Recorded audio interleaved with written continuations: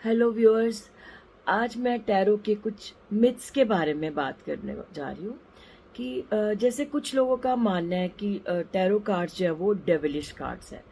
जैसे उनको लगता है जैसे कोई हम उनसे टैरो कार्ड से कोई हम किसी के ऊपर जादू टोना कर सकते हैं, कोई जंतर मंतर, कोई नेगेटिव एनर्जीज।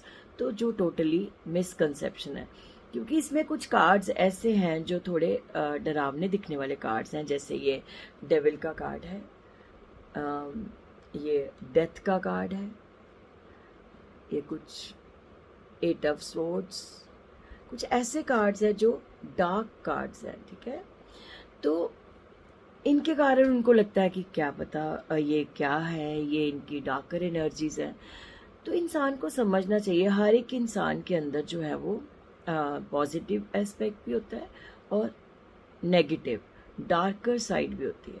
ठीक है, तो अगर हम डार्कर साइड को समझें, उसको एक्सेप्ट करें और उसको फेस करें, तो हम अपनी विल पावर को इतना स्ट्रांग बनाएं कि हम उनको ओवरकम कर सकें, अपनी नेगेटिव साइड को ओवरकम कर सकें।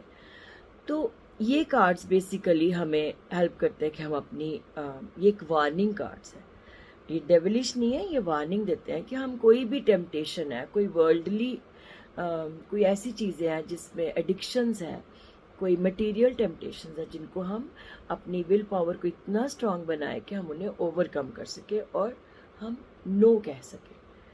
ठीक है, तो ये कोई डेविलिश कार्ड्स नहीं है, ये बहुत अच्छे कार्ड्स हैं। ये हमें हेल्प करते हैं, हमारी हेल्प के लिए ये हमें अच्छे इंसाइटफुल डिसीजंस लेने में हेल्प करते हैं। ठीक है, सेकंड मिथ है कि जो टैरो रीडर्स हैं उनमें कोई साइकिक पावर होती है। तो ये भी बिल्कुल गलत है, क्योंकि कोई भी टैरो रीडिंग कर सकता है।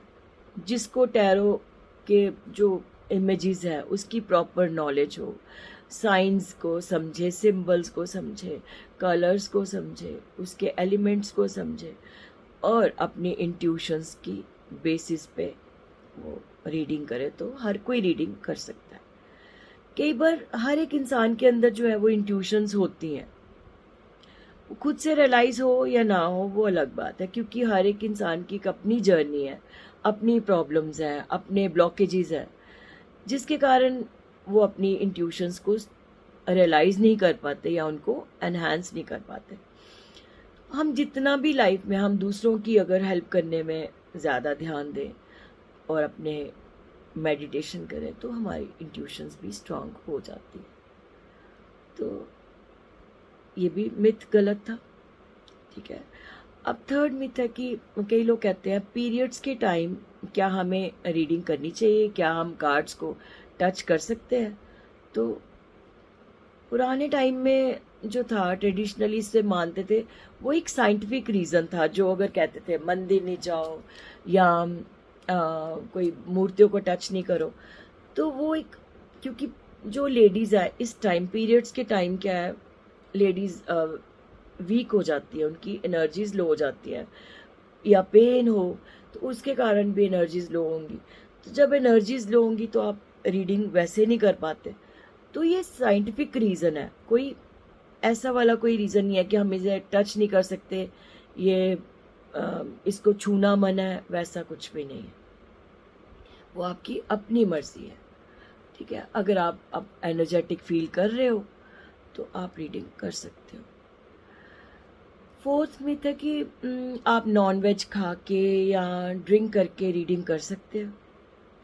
कई लोग ऐसे पूछते हैं तो थोड़ा हंसी भी आती है कि ये कोई ऐसा रीज़न कहीं लिखा नहीं है कि आप टैरो कार्ड रीडिंग नहीं कर सकते आपने अगर ड्रिंक करी है या नॉन वेज खाया।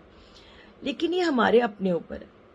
देखो हमने अगर जैसे हम लोग हिंदू हैं या हम किसी भी कल्चर के हैं, तो हम अपने भगवान को या हम किसी भी चीज़ को नॉन वेज खाया हो तो हम टच करने में खुद मन नहीं करता, तो वो आपका अपना मन है, वो कोई मना नहीं है।